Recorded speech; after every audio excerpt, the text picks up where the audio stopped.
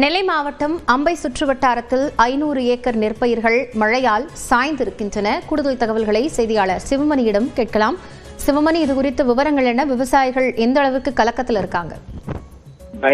திருநெல்வேலி மாவட்டத்தில் கடந்த 3-4 நாட்களாகவே தொடர்ந்து மழை பெய்து வருகிறது. கடந்த 2 நாட்களாக கனமழை பெய்து வந்த நிலையில இன்று காலை முதல் லேசான சாரல் மழை தொடர்ந்து பெய்து வருகிறது. பல மணி நேரமாக இந்த மழை நீடித்து வருகிறது.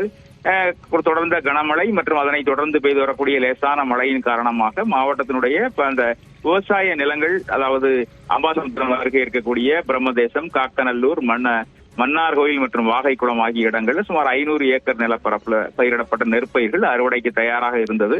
அடுத்த சில தினங்கள்ல இந்த அறுவடை செய்ய திட்டமிட்டிருந்த நிலை, இந்த சூழல்ல தான் அந்த மழையின் காரணமாக அந்த நெற்பயிர்கள் தரையிலேயே சாய்ந்திருக்கிறது. தற்போது அறுவடை செய்ய முடியாத நிலை ஏற்பட்டிருக்கிறது. அடுத்த சில நாட்களுக்கு மீண்டுமாக மழை தொடரும் என அறிவிக்கப்பட்டிருக்கக்கூடிய அந்த நிலையில அவர்கள் தற்போது அறுவடை செய்ய முடியாத நிலைக்கு விவசாயிகள் தள்ளப்பட்டிருக்கிறார்கள். இதே நிலை நீடித்தால் தரையிலேயே அந்த நெற்பயிர்கள் சாய்ந்து முளைவிட்டு அதை அறுவடையே செய்ய முடியாத நிலைக்கு தள்ளப்படக்கூடிய சூழல் ஏற்பட்டிருக்கிறது.